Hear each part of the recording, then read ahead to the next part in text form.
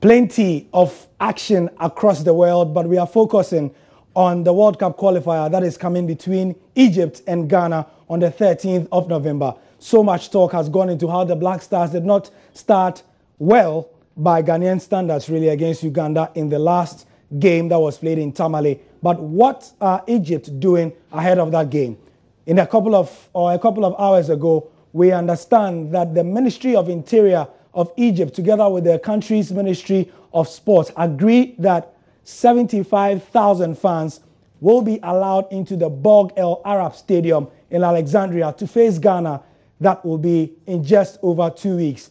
No matter how you look at it, that is an unprecedented big number in Egypt in recent years. We'll do analysis of how that will affect the Black Stars and what the team of Ghana is doing to prepare for this crucial game that may well define the World Cup qualifiers ahead of Russia 2018. Welcome to the Sport on Pulse. Hi, I am Gary Al Smith, and in studio with me, Ridwan Ibrahim Asante, to look at this matter as well. Ridwan, thank you very much for joining us.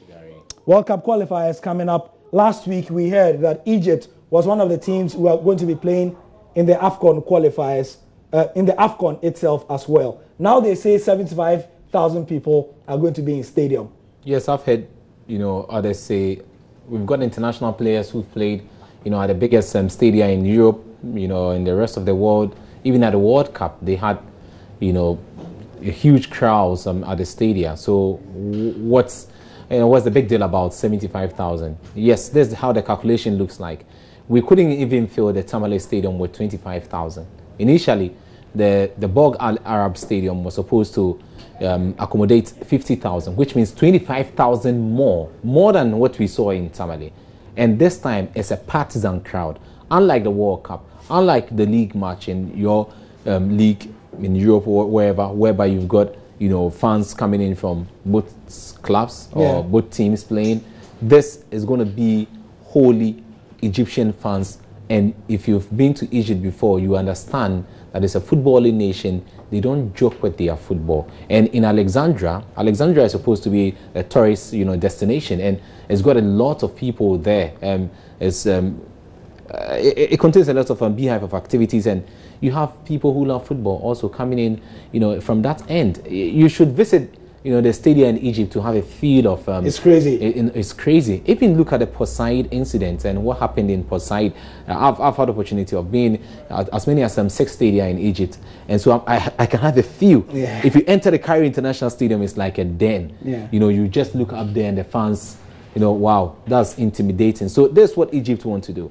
They want to come in with 75,000 supporters who are going to be partisan. They are going to sing throughout the match, disturb you, going to use, lights, fireworks, lasers, just to take your attention away from, the ball. And that's what is going to play to their advantage. We can say we've got players who've seen it all, played at the highest level and can also withstand the sort of opposition. But Gary, we can't just negate that it could play to their advantage if you've got 75,000 supporters all supporting just one team and destabilizing the opponent. So I'm sure some people will be asking that. I mean, I thought, Egypt were in a dispensation where after the Port Said incident Ridwan spoke about in 2012, where several people died, numbering into their hundreds, Egypt had cut down on the number of people who attend the stadium. We'll be getting that answer in a bit. Let's now bring into the discussion Lotfi Oluwada Lotfi, who normally joins us for African football discussions. He's well versed in North African football as well. And thank you very much for joining us, Wada.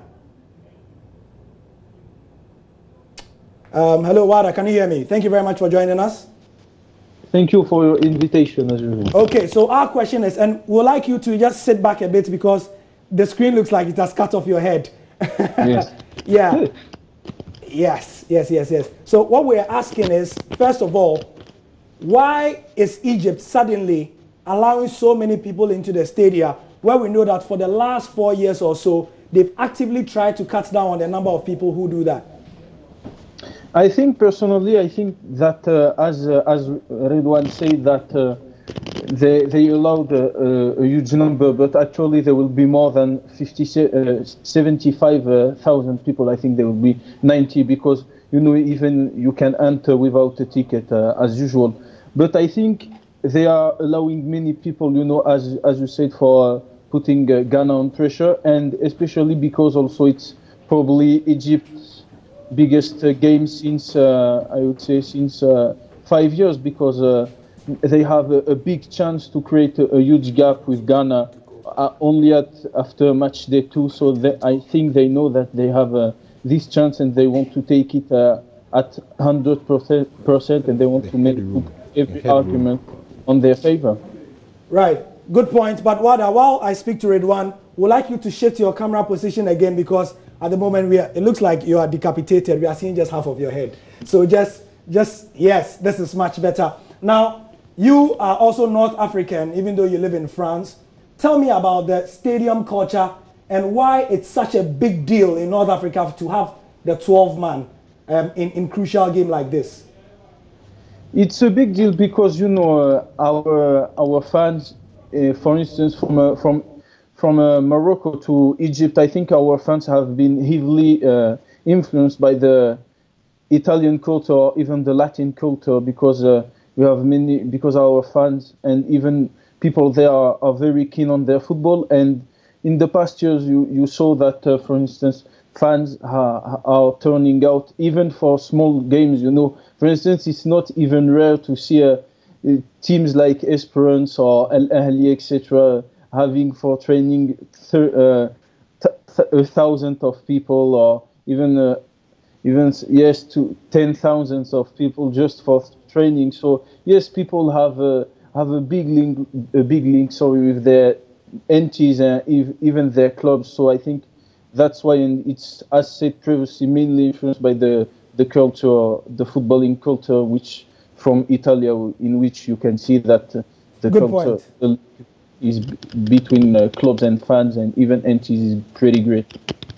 Okay, Redwan in studio with me. We've heard the perspective of how it's important there, but we understand that, as part of preparations, Maxwell Konedu and a couple of GFA officials are currently going to Egypt to be able to do some underground work there. Do you think this is the beginning of the unity we have been yearning for between the GFA and other stakeholders, and how would it impact on the game if this is happening? No, exactly. So they started way back. They are experienced now. This GFA is experienced. They know how to go about it. They even have to, calculate the time to move from the hotel, to the stadium, even on a traffic day and a traffic-free day, etc. To be sure of what they are about. Check the training facilities in Alexandria. Alexandria will have one of the best training pitches. Unlike Suez, whereby sometimes you've got some bad pitches there. But Alexandria will be okay. So they'll have to settle on all those areas and also see what could play to their advantage. Food, water, the hotel, be sure, double checking on the issue. So this is what separates, serious countries from non-serious, countries, or countries who are, primed for a job, and those who are just playing the qualifiers for the qualifiers' sake. Like an administrator in Ghana would say, football is slay, the coaches do only 30% of the job. The 70% is for the administrators, and that's what they are doing. Get a technical man involved there, let him inspect the facilities. When we move, we can now say we can go to Egypt maybe 2 days before the time, or we can, go 1 week or sorry, not 1 week, rather 5 days, so, depending on what they recommend. Okay, all right.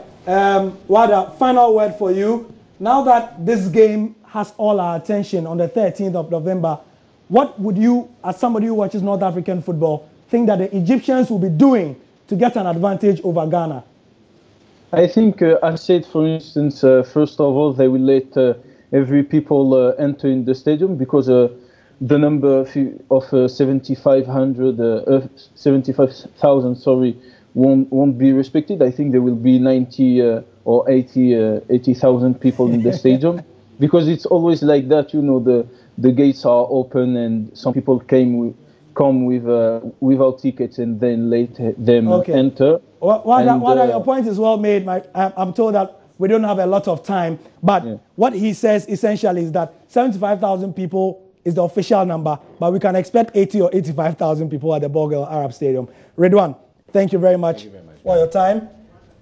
And Wada, thank you very much for joining us as well. We appreciate it. And that's the sport for now. As we build up to this game, there'll be far more in terms of the analysis and the news that's coming in from the Joy Sports team. Follow us on social media. And my name is Gary Al Smith. Later.